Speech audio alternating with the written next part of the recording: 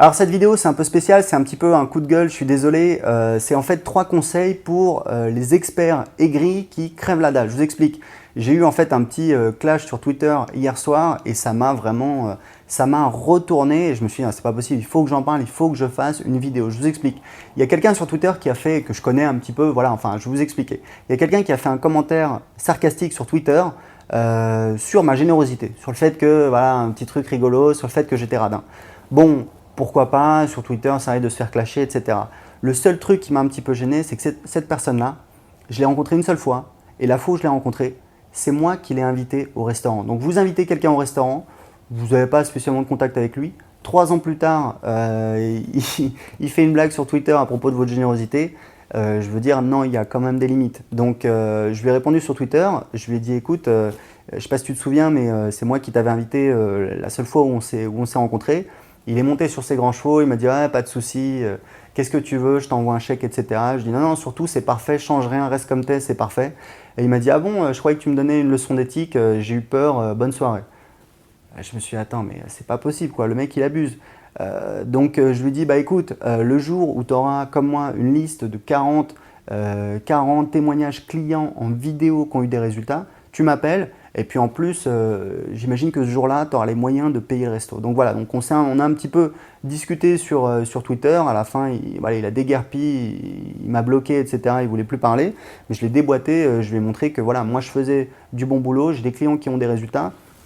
Et ce qui est marrant, c'est que ces gens-là, quand vous commencez à argumenter avec eux, tout de suite, ils vous disent « Non mais attends, moi je ne parle pas d'argent, voilà, moi je compare pas la réussite avec le compte en banque, etc. » Je dis « Non mais attends, je te parle des résultats de mes clients. Le compte en banque, c'est juste une conséquence. » Donc le problème, c'est que ces gens-là, ils ne sont pas bien dans leur basket, ils sont aigris, ils galèrent et du coup, plutôt que de, en fait, travailler sur leur blocage, et on a tous des blocages, on a tous des peurs, on est vraiment des animaux émotionnels, on est des entrepreneurs, on est là pour se risquer, pour prendre des risques, et forcément c'est dur, mais notre métier, voilà, c'est d'affronter nos peurs et d'avancer et de briser des barrières. Sauf que ces gens-là, ils ont des blocages, et du coup, plutôt que d'essayer de travailler là-dessus, bah, en fait, ils vont déverser leur frustration sur des gens qui ont, voilà, qui ont plus de succès. Donc c'est vraiment dommage.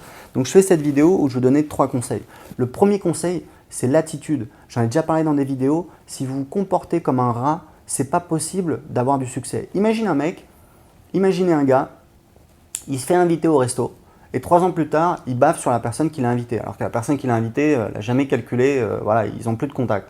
Comment vous voulez que cette personne-là ait du succès? C'est pas possible, c'est une question d'attitude. Enfin moi personnellement, peut-être que je me trompe, peut-être parce que c'est moi qui l'ai invité, etc. Mais moi j'ai l'impression que jamais je ferai ça. Et d'ailleurs, non seulement je n'irai jamais baver sur quelqu'un en public, quelqu'un qui m'a invité au resto, mais en général, je bave jamais sur les gens en public. Vous remarquerez, c'est pas mon style. Moi, ce qui m'éclate, c'est de créer du contenu, c'est de faire kiffer mes clients, c'est de changer la vie de mes clients, c'est d'inventer des trucs de dingue, c'est de développer mon business. Voilà, j'ai habité en Australie, j'ai habité en Colombie, aujourd'hui j'habite au Portugal, j'investis dans l'immobilier, ça m'éclate. Je sais qu'il y a des gens que ça éclate, et s'il y a des gens qui n'aiment pas, ben, pas de souci. Moi, il y a plein de trucs que j'aime pas sur Internet. Je travaille sur Internet depuis 2010, j'ai publié des centaines d'articles, des centaines de vidéos, j'ai fait plusieurs millions d'euros de ventes, j'emploie plusieurs personnes. Est-ce que vous croyez que quand je vais sur Internet, je suis comme Alice au pays des merveilles dans un magasin de bonbons et je trouve tout extraordinaire? Non, 99% de ce que je vois, je trouve ça nul. Donc, si vous voulez, est-ce que je vais passer mon temps à dire « Attends, pourquoi tu fais ça ?» etc. Non, j'ai autre chose à faire. Je veux dire, voilà, Internet, c'est virtuellement infini. C'est-à-dire que sur YouTube, chaque minute, je crois, les gens uploadent peut-être 7 heures de vidéos. Donc, c'est impossible de voir toutes les vidéos sur YouTube. Donc, il y a plus de contenu sur YouTube que vous ne pourriez en consommer dans votre vie et ça va en s'aggravant. Et sur Internet, c'est encore pire si on prend l'ensemble des sites Internet. Donc, plutôt que d'essayer de faire le justicier, essayez de développer votre truc. Et justement, on arrive au deuxième point, au deuxième conseil. Ça va, j'ai pas été trop loin que le premier. Non, c'est bon, je continue. Le deuxième conseil, en fait, c'est de ne pas se comparer. Il y a un super livre qui s'appelle The War of Art, la guerre de l'art. Alors, je crois que c'est que en anglais. C'est peut-être en français d'ailleurs, je sais plus. Enfin bon, c'est de Steven Pressfield. C'est un super livre sur la créativité. Même si vous devez lire la version anglaise, ça se lit très facilement. C'est écrit gros, c'est vraiment, voilà, c'est juste génial. Et il y a un conseil en fait que j'ai adoré dans ce livre où il explique que pour être créatif, Pour les créateurs, ce qui est mon métier, c'est peut-être votre métier. Si vous me suivez et que vous créez un business sur Internet, en général, il faut créer des choses, des choses nouvelles, que ce soit des produits, du contenu, des articles, des vidéos, il faut créer. Donc notre métier, c'est d'être des créateurs. Il explique en fait ce qui est très important, c'est de ne pas être dans une logique de se comparer, d'accord? Il faut être plutôt dans une logique de territoire. C'est-à-dire que, en fait, c'est simple. Si vous vous comparez dans votre vie, vous ne serez jamais heureux. Il y a toujours un mec plus grand, plus beau, plus riche, plus jeune, avec une plus belle nana. Donc ça ne sert à rien, vous ne serez jamais heureux, c'est pas comme ça. L'idée c'est de développer votre territoire. Moi c'est ce que je fais. Je suis inscrit sur presque aucune newsletter. Pourquoi? Parce que ça ne m'intéresse pas. Je sais ce que je fais, je sais ce que j'ai à faire et je fais mon boulot et je m'éclate dans mon travail. J'adore mon travail, c'est pour ça que je suis dans le business depuis 2010 et que ça va très bien pour moi. Merci. Donc je vous recommande de faire la même chose. Arrêtez de regarder ce que font les concurrents, les autres machins, etc. Parce que c'est pas bon pour le moral, puisqu'il y a toujours des gens qui sont meilleurs que vous. Moi, il y a des gens qui sont meilleurs que moi sur certaines choses. C'est normal. Donc ça ne sert à rien de se comparer. Essayez plutôt de développer, de marquer votre territoire. C'est-à-dire consommer plus de contenu, produisez plus de contenu, développez votre liste, développez votre gamme de produits, développez votre influence, développez vos passages presse. Développez votre business, c'est comme ça que vous allez vous éclater. Donc ça, c'est le deuxième conseil. Le troisième conseil, c'est le fait, et ça c'est hyper important et c'est peut-être à la base de tout, c'est le fait d'arrêter de penser que vendre, c'est mal. Les experts aigris, parce que moi j'en ai un autre, ça fait depuis 2011 que je l'ai dans les baskets, c'est quelqu'un qui galère, alors il déteste ce que je fais, mais en même temps, il suit tout ce que je fais. Donc c'est quelqu'un qui est un peu, qui a quand même, je pense, un problème psychologique. D'ailleurs, je lui ai dit, écoute, ça fait 3 ans, regarde, t'as pas avancé d'un iota, t'as même perdu un procès. Moi, regarde, j'ai fait plusieurs centaines de milliers d'euros de ventes, j'emploie plusieurs personnes. Donc, il y a un moment où il faut se poser des questions, quoi. Est-ce que ce qu'on fait, ça sert à quelque chose? Et on a un grand problème dans notre société française peut-être, mais je pense que c'est des choses qu'on retrouve ailleurs. C'est un petit peu la relation avec l'argent. On pense, vendre, c'est mal. Et moi, je suis comme tout le monde. C'est-à-dire qu'au début, c'est difficile de vendre. On se dit, est-ce que je vais pas arnaquer la personne? Est-ce qu'elle va en avoir pour son argent et tout? Et je peux vous dire un truc, j'ai fait plus de 2 millions d'euros de ventes sur Internet. Et c'est un truc qui a une valeur énorme. Écoutez bien ce que je vais vous dire. J'ai des formations web marketing pour aider les gens à créer un business sur Internet. J'ai des formations à 1000 euros et puis j'ai pas mal de formations à 100 euros. Mais disons que sur la même thématique de créer un blog rentable, j'ai une formation à 1000 euros, une formation à 100 euros. J'ai sur mon site, alors ce n'est pas tous mes clients qui ont eu du succès, mais certains clients, je les ai interviewés et j'ai une liste de 40 personnes. Ça se fait au coup par coup. Voilà, quand quelqu'un revient vers moi, il me dit j'ai fait un lancement, etc., j'ai fait tant, etc. Des fois, je lui dis est-ce que ça t'intéresse qu'on fasse une interview? On fait une interview sur Skype ou alors des fois en présentiel, etc. Donc j'ai une liste de 40 interviews de clients qui ont eu du succès. Et en fait, quand je me suis amusé à compter combien j'ai d'interviews des clients de mes formations à 1000 euros et combien j'ai d'interviews de mes clients pour les formations à 100 euros.